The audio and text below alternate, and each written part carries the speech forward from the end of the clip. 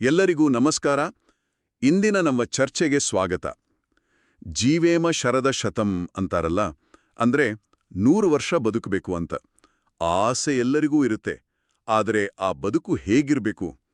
ದೈನ್ಯವಿಲ್ದೆ ಒಂದು ಭದ್ರತೆಯಿಂದ ಇರಬೇಕು ಅಲ್ವಾ? ಹೌದು, ಖಂಡಿತ. ಭದ್ರತೆ ಇಲ್ಲದ ಬದುಕು ಅದು ತುಂಬಾ ಕಷ್ಟ. ಸರಿಯಾಗಿ ಹೇಳಿದ್ರಿ. ಇವತ್ತು ನಾವು ಮಾತಾಡಕ್ ಹೊರಟಿರೋ ವಿಷಯ ಇದೆ. ಬದುಕಿನಲ್ಲಿ ಭದ್ರತೆಯನ್ನ ಕಂಡುಕೊಳ್ಳೋದು ಹೇಗೆ ಅಂತ. ಇದಕ್ಕಾಗಿ ನಾವು ವಿಜಯೇಂದ್ರ ರಾಮನಾಥ ಭಟ್ರು ಬರೆದ ಸಂಧ್ಯಾವಂದನೆಯ ಅಂತರಂಗ ಅನ್ನೋ ಒಂದು ಅದ್ಭುತ ಗ್ರಂಥದ ಆಯ್ದ ಭಾಗವನ್ನು ಇಟ್ಕೊಂಡಿದ್ದೇವೆ. ಈ ಭಾಗ ಒಂದು ನಿರ್ದಿಷ್ಟ ಪ್ರಾರ್ಥನೆ ಮೇರೆ ಗಮನಹರಿಸುತ್ತೆ. ಬದುಕಿನ ಹೊರಗಿನ ಭದ್ರತೆಗಾಗಿ ಪ್ರಾರ್ಥನೆ. ಅಂದ್ರೆ ಉದ್ಯೋಗ, ಆರ್ಥಿಕ ಸ್ಥಿರತೆ, ಈ ಥರದ ವಿಷಯಗಳ ಬಗ್ಗೆನಾ? ಎಕ್ಸಾಕ್ಟ್ಲಿ. ಉದ್ಯೋಗ, ದುಡ್ಡು, ಸಮಾಜದಲ್ಲಿ ಗೌರವ ಇವನ್ನೆಲ್ಲ ಗಾಯತ್ರಿ ಮಂತ್ರದ ಉಪಾಸನೆ ಮೂಲಕ ಹೇಗೆ ಸಾಧಿಸಬಹುದು ಅಂತ ಈ ಪುಸ್ತಕ ವಿವರಿಸುತ್ತೆ. ಓ, ಇದು ತುಂಬಾ ಇಂಟ್ರೆಸ್ಟಿಂಗ್ ಆಗಿದೆ.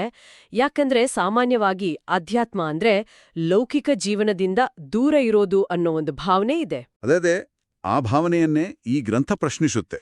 ಹಾಗಾದರೆ ಬನ್ನಿ, ಈ ಮೂಲ ಗ್ರಂಥದೊಳಗೆ ಇಳಿದು ಆಳವಾಗಿ ಇದನ್ನ ವಿಶ್ಲೇಷಣೆ ಮಾಡೋಣ. ಖಂಡಿತ. ಈ ಗ್ರಂಥದ ವಿಶೇಷತೆಯೇ ಅದು. ಆಧ್ಯಾತ್ಮಿಕ ಸಾಧನೆಯನ್ನು ನಮ್ಮ ದೈನಂದಿನ ಪ್ರಾಕ್ಟಿಕಲ್ ಸಮಸ್ಯೆಗಳ ಜೊತೆ ಹೇಗೆ ಜೋಡಿಸಬಹುದು ಅಂತ ಇದು ಸ್ಪಷ್ಟವಾಗಿ ತೋರಿಸುತ್ತೆ. ಗ್ರಂಥದ ಪ್ರಕಾರ ಆರ್ಥಿಕ ಭದ್ರತೆ, ಒಂದು ಒಳ್ಳೆ ಉದ್ಯೋಗ, ಅದರಿಂದ ಸಮಾಜದಲ್ಲಿ ಸಿಗುವ ಗೌರವ ಇವೆಲ್ಲ ಒಂದು ಸುಭದ್ರ ಜೀವನಕ್ಕೆ ಅನಿವಾರ್ಯ ಅಂತಾನೆ ಹೇಳುತ್ತೆ. ಅಂದ್ರೆ ಇದನ್ನೆಲ್ಲ ಅದು ಅಲ್ಲಗಳೆಯುವುದಿಲ್ಲ? ಇಲ್ಲ, ಖಂಡಿತ ಇಲ್ಲ. ಮದುವೆಯಂತಹ ಸಾಮಾಜಿಕ ಜವಾಬ್ದಾರಿಗಳನ್ನ ನಿಭಾಯಿಸಲು ಇವು ಬೇಕೇ ಬೇಕು ಅಂತಾನೂ ಹೇಳುತ್ತೆ. ಸರಿ, ಹಾಗಾದ್ರೆ ನಮ್ಮ ಮೊದಲ ಪ್ರಶ್ನೆಗೆ ಬರೋಣ. ಇಲ್ಲೊಂದು ಕುತೂಹಲಕಾರಿ ಸಂಘರ್ಷ ಇದೆ. ಹೇಳಿ. ಈಗ ಅಧ್ಯಾಪನದಂಥ ಜ್ಞಾನಾಧಾರಿತ ವೃತ್ತಿಗಳಿವೆಯಲ್ಲ? ಹೌದು. ಅವನ್ನು ಕೆಲವೊಮ್ಮೆ ವೃತ್ತೋಪಜೀವನ ಅಂತ ಪರಿಗಣಿಸಿ ಅದನ್ನು ಅಧಮ ಅಂದ್ರೆ ಕನಿಷ್ಠ ಅಂತ ಕರೆಯಲಾಗಿದೆಯಲ್ಲ? ಹೌದು, ಆ ಉಲ್ಲೇಖ ಇದೆ. ಹಾಗಾದ್ರೆ ಜ್ಞಾನವನ್ನು ಬಳಸಿ ಜೀವನ ನಡೆಸುವುದು ತಪ್ಪೆ? ಒಬ್ಬ ಟೀಚರ್ ಸಂಬಳಕ್ಕೆ ಪಾಠ ಮಾಡಿದ್ರೆ ಅದು ತಪ್ಪು ಕೆಲ್ಸವಾ? ಈ ಗೊಂದಲವನ್ನ ಗ್ರಂಥ ಹೇಗೆ ಬಗೆಹರಿಸುತ್ತೆ? ಇಲ್ಲಿಂದಾನೇ ವಿಷಯ ನಿಜವಾಗ್ಲೂ ಆಸಕ್ತಿದಾಯಕವಾಗೋದು. ಗ್ರಂಥ ವೃತ್ತೋಪಜೀವನಂ ಧರ್ಮೇ ಅನ್ನೋ ಮಾತನ್ನು ಉಲ್ಲೇಖಿಸುತ್ತೆ. ಅದರರ್ಥ ಕೇವಲ ಬದುಕಿಗಾಗಿ, ಹೊಟ್ಟೆಪಾಡಿಗಾಗಿ ವಿದ್ಯೆಯನ್ನ ಬಳಸುವುದು ಅಧಮ ಅಂತ. ಯಾಕೆ ಹಾಗೆ? ಆ ಕಾಲದಲ್ಲಿ ಹಾಗೆ ಯಾಕೆ ಅಂದ್ಕೊಂಡಿದ್ರು? ಆ ಕಾಲದಲ್ಲಿ ಜ್ಞಾನವನ್ನ ಹಂಚೋದು ಒಂದು ಸೇವೆ, ಅದಕ್ಕೆ ಬೆಲೆ ಕಟ್ಟಬಾರ್ದು ಅನ್ನೋ ಒಂದು ಗಟ್ಟಿಯಾದ ಭಾವನೆ ಇತ್ತು. ಅದನ್ನ ಮಾರಾಟದ ವಸ್ತುವಾಗಿ ನೋಡಬಾರ್ದು ಅಂತ. ಓಕೆ, ಅದು ತಾತ್ವಿಕವಾಗಿ ಸರಿ. ಆದರೆ ಇವತ್ತಿನ ಜಗತ್ತಿನಲ್ಲಿ ಅದು ಸಾಧ್ಯನಾ? ಸಂಬಳವಿಲ್ಲದೆ ಯಾರು ಕೆಲಸ ಮಾಡ್ತಾರೆ? ಹಾಗಾದ್ರೆ ಇದಕ್ಕೆ ಪರಿಹಾರವೇ ಇಲ್ವಾ? ಇದೆ, ಖಂಡಿತ ಇದೆ. ಅದಕ್ಕೆ ಈ ಪುಸ್ತಕ ಹರಿಕಥಾಮೃತ ಸಾರದ ಒಂದು ಸೂತ್ರವನ್ನ ಉಲ್ಲೇಖಿಸಿ ಅದ್ಭುತವಾದ ಪರಿಹಾರವನ್ನ ಕೊಡುತ್ತೆ. ಓ, ಏನು ಆ ಪರಿಹಾರ?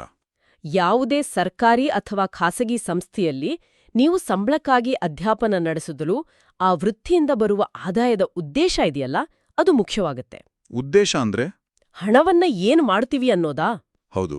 ಆ ಹಣವನ್ನ ನೀವು ಭಗವತ್ ಪೂಜೆ ಅಂದ್ರೆ ದೈವ ಕಾರ್ಯಕ್ಕೆ, ಓಕೆ, ಮತ್ತು ಗೃಹಸ್ಥ ಧರ್ಮ ಪಾಲನೆ ಅಂದ್ರೆ ನಿಮ್ಮ ಕುಟುಂಬದ ಜವಾಬ್ದಾರಿಗಳನ್ನ ನಿಭಾಯಿಸುವುದಕ್ಕೆ ಬಳಸಿದರೆ ಆಗ ನಿಮ್ಮ ವೃತ್ತೋಪಜೀವನ ಸತ್ವಗುಣ ಕರ್ಮವೇ ಆಗುತ್ತೆ ಅಂತ ಗ್ರಂಥ ಸ್ಪಷ್ಟಪಡಿಸುತ್ತೆ. ಒಂದ್ ನಿಮಿಷ, ಸತ್ವಗುಣ ಕರ್ಮ ಅಂದ್ರೇನು? ಅಂದ್ರೆ ಕೆಲ್ಸದ ಸ್ವರೂಪ ಬದಲಾಗಲ್ಲ, ಆದ್ರೆ ಅದರ ಹಿಂದಿನ ಭಾವನೆ, ಅದರ ಉದ್ದೇಶ ಬದಲಾದ್ರೆ ಅದರ ಮೌಲ್ಯವೇ ಶ್ರೇಷ್ಠವಾಗುತ್ತಾ? ಅತ್ಯುತ್ತಮವಾಗಿ ಕೇಳಿದ್ರಿ. ಹೌದು, ಅದೇ ಅದರ ಸಂಪೂರ್ಣ ಅರ್ಥ. ಸತ್ವಗುಣ ಕರ್ಮ ಅಂದ್ರೆ ಯಾವುದೇ ಸ್ವಾರ್ಥದ ಫಲಾಪೇಕ್ಷೆ ಇಲ್ಲದೆ ಧರ್ಮಕ್ಕಾಗಿ, ಕರ್ತವ್ಯಕ್ಕಾಗಿ ಮಾಡೋ ಕೆಲ್ಸ.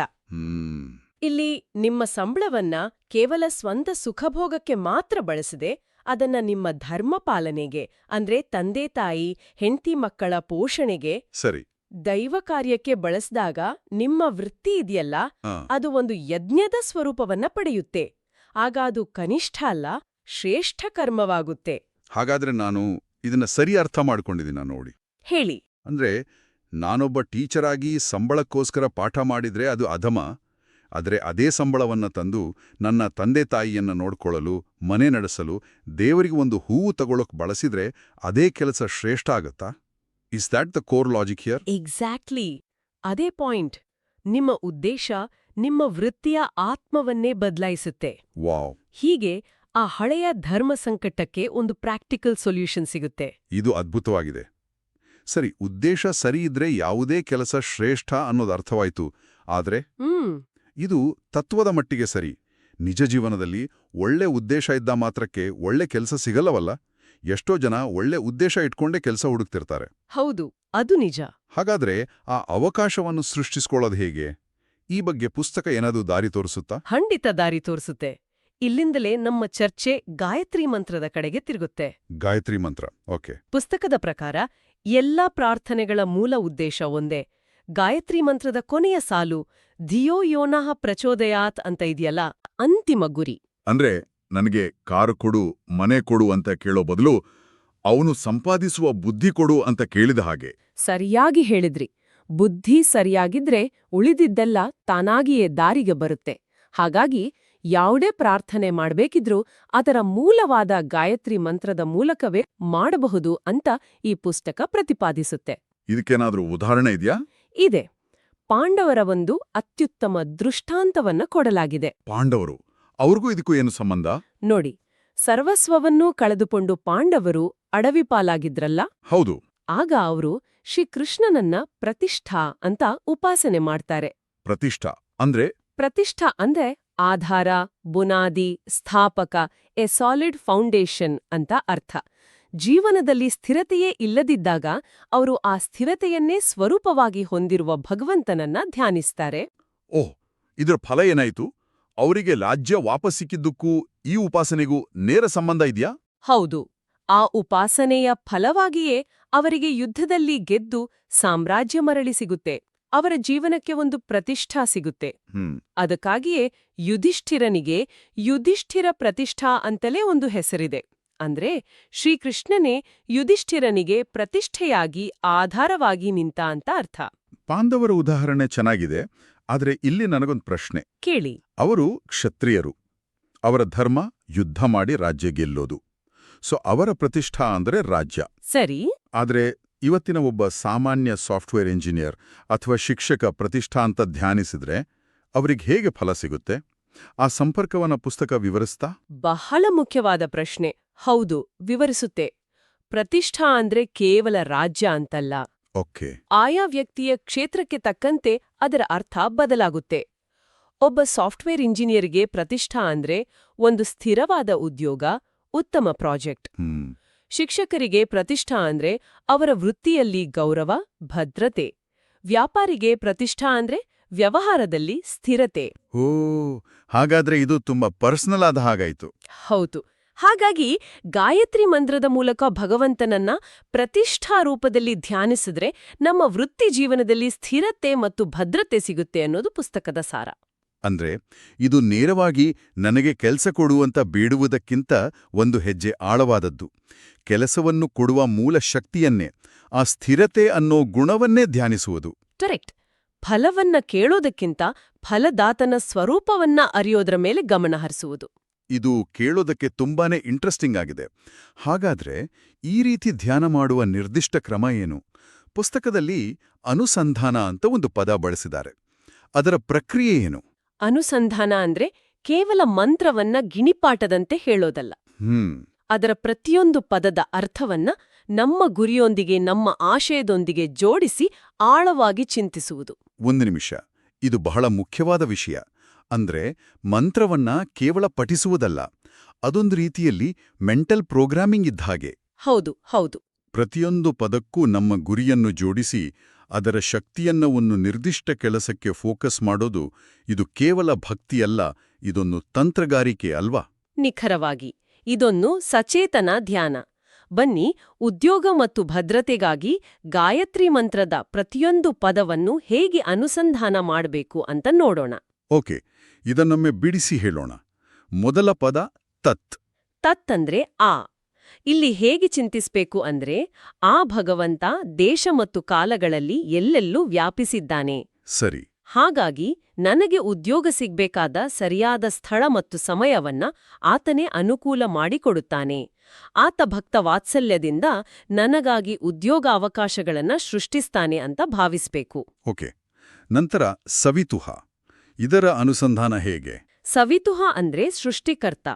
ಉದ್ಯೋಗ ಮಾಡಲು ಬೇಕಾದ ಈ ಶರೀರ, ಕಣ್ಣು, ಕೈ, ಕಾಲು, ಬುದ್ಧಿ ಹ್ಮ್ ಮತ್ತು ಅದಕ್ಕೆ ಬೇಕಾದ ಲ್ಯಾಪ್ಟಾಪ್, ಪುಸ್ತಕಗಳಂತಹ ವಸ್ತುಗಳನ್ನು ಸೃಷ್ಟಿಸಿದವನು ಆತನೇ. ನನಗೆ ಬೇಕಾದ ಸಾಮರ್ಥ್ಯ ಮತ್ತು ಸಾಧನಗಳ ಮೂಲ ಆತನೇ ಅಂತ ಚಿಂತಿಸ್ಬೇಕು. ಸರಿ. ಮುಂದೆ ವರೇಣ್ಯಂ. ವರೇಣ್ಯಂ ಅಂದ್ರೆ ಶ್ರೇಷ್ಠ, ಪೂಜಿಸಲು ಯೋಗ್ಯ. ಯಾಕೆ ಆತ ಶ್ರೇಷ್ಠ? ಯಾಕೆ? ಯಾಕಂದ್ರೆ ಆತ ಭಕ್ತರ ಬದುಕಿಗೆ ಭದ್ರತೆಯನ್ನ, ಪ್ರತಿಷ್ಠಾವನ್ನ ಕಲ್ಪಿಸ್ಕೊಡ್ತಾನೆ. ಈ ಗುಣದಿಂದಾಗಿ ಆತ ಎಲ್ಲರಿಗಿಂತ ಶ್ರೇಷ್ಠನು. ಹಾಗಾಗಿ ನಾನು ಅವನನ್ನು ಭಜಿಸ್ತೀನಿ ಅಂತ ಅನುಸಂಧಾನ ಮಾಡಬೇಕು. ಆಮೇಲೆ ಭರ್ಗಃ. ಇದರ ಅರ್ಥ ಸ್ವಲ್ಪ ಗಹನವಾಗಿದೆ ಅಲ್ವಾ? ಹೌದು. ಭರ್ಗಃ ಅಂದ್ರೆ ಪಾಪವನ್ನ ನಾಶ ಮಾಡುವ ಶಕ್ತಿ ಅಥವಾ ತೇಜಸ್ಸು. ಇಲ್ಲಿ ಪಾಪ ಅಂದ್ರೆ? ಇಲ್ಲಿ ಪಾಪ ಅಥವಾ ಪ್ರಾರಬ್ಧ ಕರ್ಮ ಅಂದ್ರೆ ನಮ್ಮ ಪ್ರಯತ್ನಕ್ಕೆ ಕಾಣದಂತೆ ಅಡ್ಡಿಪಡಿಸೋ ಹಳೆಯ ಲೆಕ್ಕಾಚಾರ ಅಂತ ಅನ್ಕೋಬಹುದು. ಓ, ಹಳೆಯ ಲೆಕ್ಕಾಚಾರ. ಹೌದು. ಎಷ್ಟೇ ಪ್ರಯತ್ನಿಸಿದ್ರೂ ಕೊನೆ ಕ್ಷಣದಲ್ಲಿ ಕೈಗೆ ಬಂದ ತುತ್ತು ಬಾಯಿಗೆ ಬರ್ದೇ ಇರೋಕೆ ಇದೇ ಕಾರಣ ಅಂತ ಶಾಸ್ತ್ರ ಹೇಳುತ್ತೆ. ಈ ಭರ್ಗಃ ಅನ್ನುವ ಶಕ್ತಿ ಆ ಹಳೆಯ ಲೆಕ್ಕಾಚಾರವನ್ನ ಕ್ಲಿಯರ್ ಮಾಡೋ ಒಂದು ಆಧ್ಯಾತ್ಮಿಕ ಡಿಲೀಟ್ ಬಟನ್ ಇದ್ದಾಗೆ. Wow, spiritual delete button. ಇದು ಕೇಳೋದಕ್ಕೆ ಎಷ್ಟು ಸಿಂಪಲ್ ಆಗಿದೆ. ಅಂದ್ರೆ ನಮ್ಮ ಕಂಟ್ರೋಲ್ ಇಲ್ಲದ ಬ್ಲಾಕ್ಗಳನ್ನ ತೆಗೆಯೋದು ಅಂತ. ಅದೇ, ಉತ್ತಮ ಉದ್ಯೋಗಕ್ಕೆ, ಮದುವೆಗೆ, ಸ್ಥಿರತೆಗೆ ಅಡ್ಡಿಯಾಗಿರುವ ಆ ಹಳೆಯ ಕರ್ಮವನ್ನ ಆ ಭಗವಂತನ ತೇಜಸ್ಸು ನಾಶ ಮಾಡುತ್ತೆ ಅಂತ ಚಿಂತಿಸ್ಬೇಕು. ಓಕೆ, ಅರ್ಥವಾಯ್ತು. ಆಮೇಲೆ ದೇವಸ್ಯ.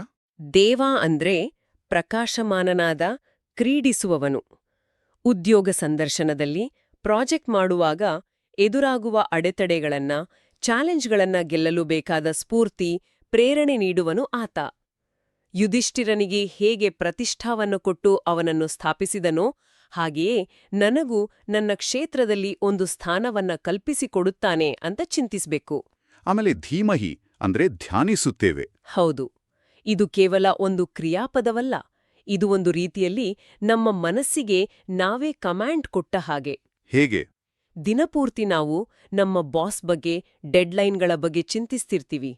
ಆದ್ರೆ ಈ ಒಂದು ಕ್ಷಣ, ನಿಲ್ಲು, ಈಗ ಭದ್ರತೆಯನ್ನ ಕೊಡುವ ಆ ಶಕ್ತಿಯ ಬಗ್ಗೆ, ಆ ಪ್ರತಿಷ್ಠಾ ಎಂಬ ಗುಣದ ಬಗ್ಗೆ ಮಾತ್ರ ಧ್ಯಾನಿಸು ಎಂದು ಹೇಳುವ ಪ್ರಕ್ರಿಯೆ ಇದು. ಓಕೆ.